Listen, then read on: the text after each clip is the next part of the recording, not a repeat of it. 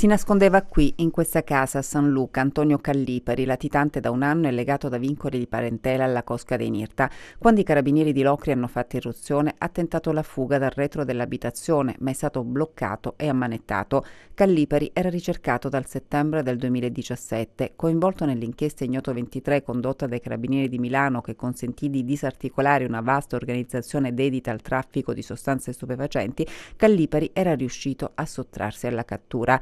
Qualche mese prima, nel maggio del 2017, aveva minacciato la troupe della trasmissione Presa Diretta. Non tornate più a San Luca, se non siete morti, avrebbe intimato Callipari ai 3 reporter. In quell'occasione li avrebbe più volte minacciati per indurli a spegnere le telecamere e a cancellare i filmati.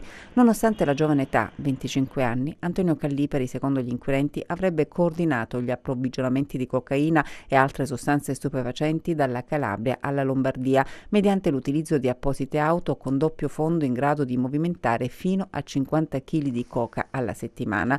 Nel corso delle indagini, tra l'altro, gli inquirenti hanno documentato numerosi viaggi proprio sull'asse Milano-San Luca che consentivano poi il rientro alla base operativa della Cosca di ingenti capitali provento dei traffici illeciti.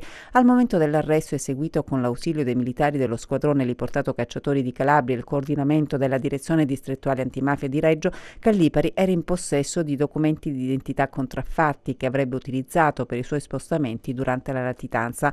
Nell'abitazione in cui si nascondeva, inoltre, i carabinieri hanno trovato 80.000 euro in contanti.